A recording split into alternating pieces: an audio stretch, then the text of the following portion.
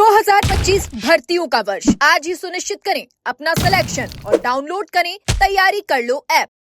राजस्थान कर्मचारी चयन बोर्ड द्वारा करवाई जा रही थर्ड ग्रेड शिक्षक भर्ती के लाखों युवा परेशान हैं। लगातार सरकार से गुहार लगा रहे हैं, लेकिन अभी तक कोई समाधान होता नजर नहीं आ रहा।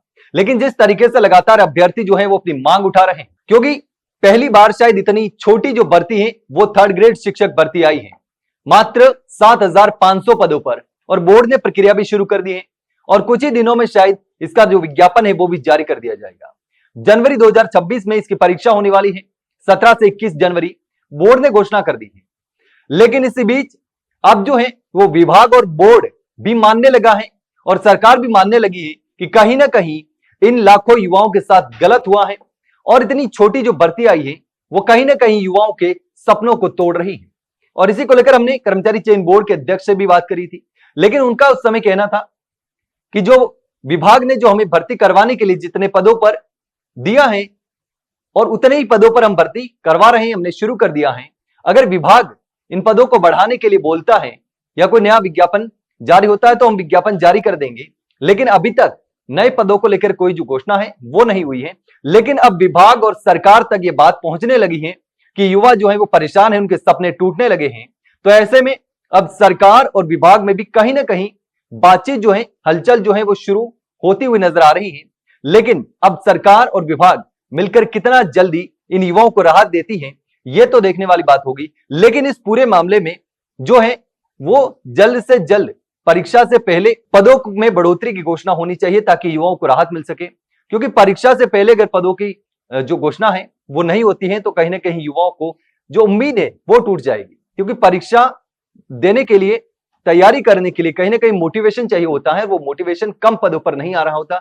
कहीं ना कहीं युवाओं में परेशानी रहेगी, टेंशन रहेगी, तो ऐसे में वो तैयारी नहीं कर पाएंगे। लेकिन अब जो है वो मसला जिस तरीके से पहले भर्तियों में हुआ है पद बढ़ाने को लेकर के, तो पद बढ़ाने का जो फॉर्मूला है वो 100% का फॉर्मूला फिलहाल है, पहले 50% का था। तो ऐसे में जिस तरीके से युवा मांग कर रहे हैं कि कम से कम जो है वो 20 से 30 हजार पदों पर भर्ती आनी चाहिए, लेकिन अगर 100% वाला भी फॉर्मूला लागू होता है तो ऐसे में 7,500 में 7,500 पद और जुड़ सकते हैं। कुल मिलाकर के 15,000 पद हो सकते हैं। इससे ज्यादा पद बढ़ने की संभावना नहीं रहेगी। तो ऐसे में भर्ती जारी करने के बाद पद बढ़ाना, इतने पद नहीं बढ़ाए जा सकते जितने युवा मांग कर रहे हैं। लेकिन अब कहीं ना कहीं हलचल जो है वो शुरू हो रही है। लेकिन फिर भी ये भर्ती जो है वो छोटी रहने वाली है, 15,000 पदों पर रहेगी। तब भी इससे पहले जब गहलोत सरकार में भर्तियां निकाली थी तो भजनलाल सरकार की तुलना में ज्यादा पदों पर आई थी।